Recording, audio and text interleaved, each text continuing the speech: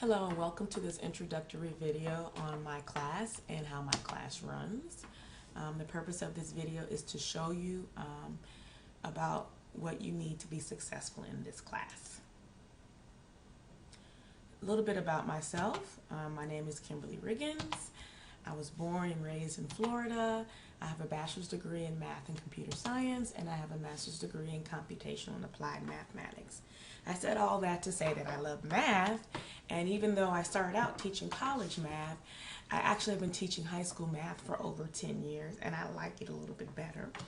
I have covered basically almost every single high school math course there is, and of course several of the introductory college math courses as well.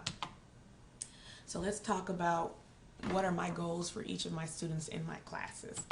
I want all of my students to learn the concepts that they need to learn for that class. I want them to understand the concepts. So it's not just about being able to do it, but also being able to understand why the concepts work. I also want them to see the beauty of the concepts because I like math, and I think math is extremely interesting and cool. And then I also would like students to feel comfortable with any of the concepts, so that whenever they're approached with a question on the concept, they feel comfortable enough to at least get started on answering the question and won't be at a loss for how to start. So those are my math class goals. Now, to be successful in this class, you have to be prepared. You have to come every day with your supplies, the things that you need to be successful. Definitely a pencil, definitely your notebook of your notes, and I'll talk about that a little bit later. And definitely doing what I've asked you to do beforehand. So not doing your homework or not staying on top of things is definitely a prescription for failure. You also have to be organized. One of the biggest things that students at this age have challenges with is organization. You may have done the work, but you can't find the work to turn it in by the deadline, and that's an issue. So you have to work on being organized. A lot of times my students say, oh, I forgot we had homework, or I forgot we had a test, or I forgot we had to do that. Well, if you're organized and you kept a calendar, if you had all that information, you could do it readily and not be an issue. You also have to be consistent. With math class, since we do cover a lot of different concepts, it's not okay to just miss out on 2 weeks or a week or even a day, because every concept that we do in class we're going to use again at some point, either in that class later on in the semester or the school year or in future math classes. And so you can't just be lazy and slack off and not try and learn anything for a few days, because it's going to come back and, like my grandmother said, bite you in the butt, and we don't want that to happen. And you also have to be studious, which means you're going to have to review your notes. You're going to have to be able to prepare for the test by reviewing your homework and things of that sort. And you have to be curious, which means I want you to figure out and want to know why something works. Don't just take my word for it. Try and understand what I'm talking about so that you can understand and explain it to someone else. And if something doesn't match up or you don't seem to understand something, I want you to go ahead and ask questions. I like questions. And you don't have to necessarily ask me the question. You can ask another student in the class and see what they say, so that you can be curious and get an understanding about the topic as a whole. So what tools will you need in my class to be successful? You definitely need your interactive notebook.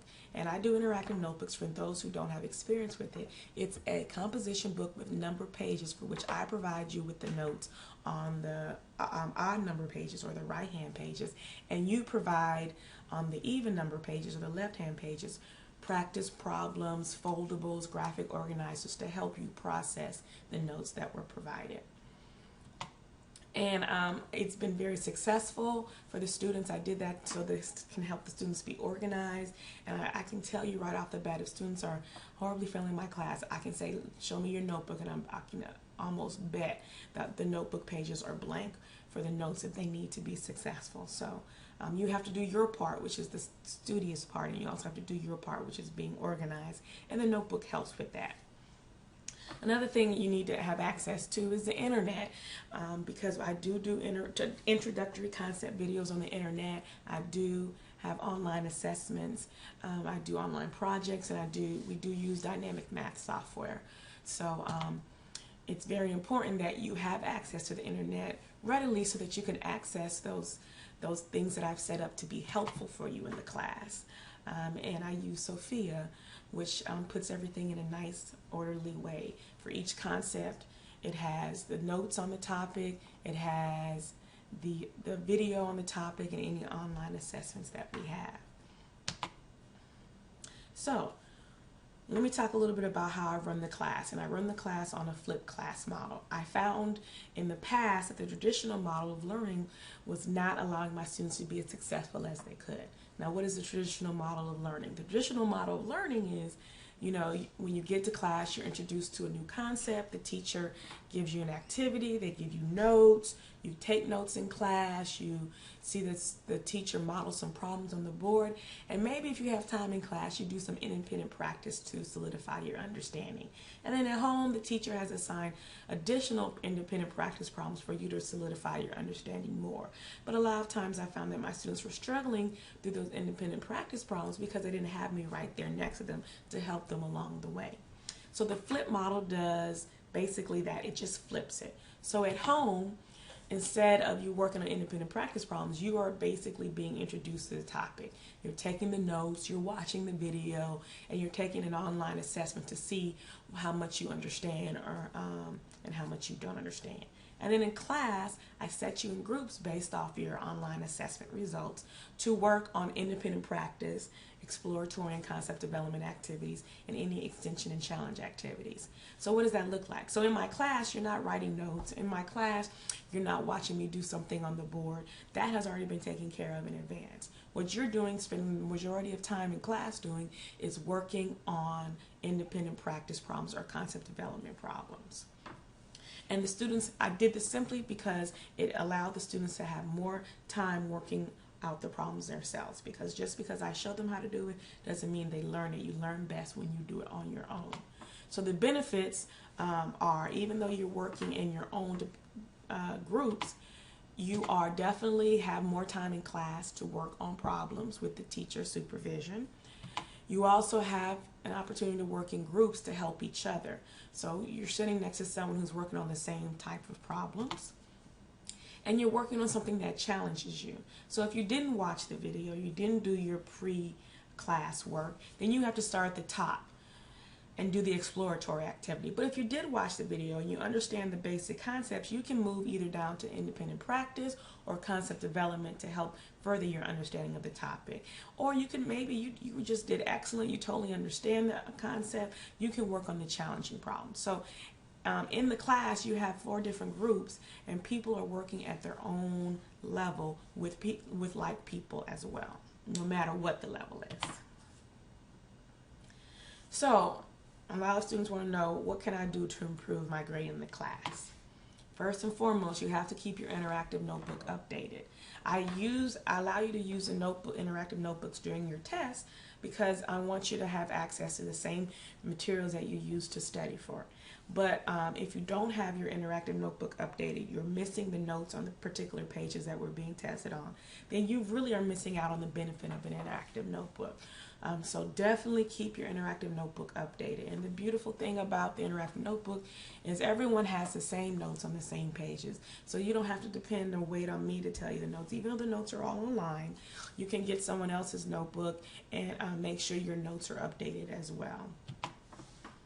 Also, do the independent practice. We have the majority of time in class working on the independent practice, but if you're not working on the independent practice in class, you're not practicing it. And so because there's a lot going on in class, sometimes students think, oh, well, I don't need the teacher's not on me, the whole class, so I'm just going to sit there and pretend like I'm working, but really not working. Well, that's hurting yourself because you're missing out on an opportunity to practice, and then practice with me right there in the room to help you when you get stuck. And again, practice makes perfect. The next thing I need you to do is to do the test corrections. Every opportunity, for every test, you have every opportunity to improve your test grade. And that starts with the test corrections, which I'll talk about later. So, let's talk about my tests. I do test a little bit differently. I do skills tests or concepts-based grading. Instead of giving a unit test with 30 questions every month, I give a test probably every week probably two little mini tests, and they're tests on the specific concept, not on 3 or 4 different concepts. It's on the specific concept that we've been learning the previous week. So the test questions are no more than 4 questions. They're based in, they're open response. I don't do multiple choice tests, and they're based on the actual skill. In this particular test, it's a skill on using numeric and geometric patterns to make generalizations about properties of polygons. And on that test, you'll get a ranking. The ranking starts off for recruit, which is you know nothing, to private, all the way up to major, which means you have totally mastered the skill. And on this test, I give you feedback about what you did wrong. You have to show all your work for full credit. In the feedback, I'll tell you what you need to do to improve your test grade, and that will help you with the test corrections. Test corrections. I allow you the opportunity to improve every skills test grade, but it depends on you demonstrating that you know what you did wrong and how to correct it. So you get a green sheet and you'll fill out the skills test corrections papers based off the questions that you answered incorrectly or did not get full credit for. You can use my teacher feedback on the test to start the test corrections, and you don't have to do the test corrections in front of me. You can do them at home. You can do them as soon as you get your test back. You can even ask someone else for help on that. I don't have a problem with you asking for help. I just want to make sure you know how to do the problems on the test. And if your grade was low enough, then you can, and your test corrections are correct, I can give you a retake, a different test, but on the same concept, so that it can improve your grade and replace your low grade. But it all is dependent on you doing the test corrections, which means filling out all the, finding the correct answers, showing all your work, and explaining why you did or did not answer the question correctly initially. If the test correction is incomplete or incorrect, I will pass it back to you, and you will not be able to improve your grade until you can correct the test correction. Now, my beliefs in closing, so that people have a good understanding about where I'm coming from. I believe that every student can learn and understand every high school math concept and topic. I don't think there is any topic that is too difficult for students to understand. For some, math is easy, for others it is not. So I'm not saying everyone should understand at the same rate or at the same speed. And I do understand that some people have difficulties based off previous experiences in math class, or just their brain may work a little bit differently. But I do believe that with enough work and effort, any challenge can be overcome. But I cannot teach people who don't want to learn, who just want to be spoon-fed. This is not nursery school. I'm not going to, or pre-K, I'm not going to feed you. You're going to have to be involved in the process as well. So I will help those who help themselves. But if you're not willing to help yourself, then I can't really be expected to fully help you. And that's in closing. If you have any questions, I'm available online. Students have my cell phone number to text me if they have questions. They have my email to contact me, but the preferred method is by text message, so that if you have any issues, I can respond. And that's it.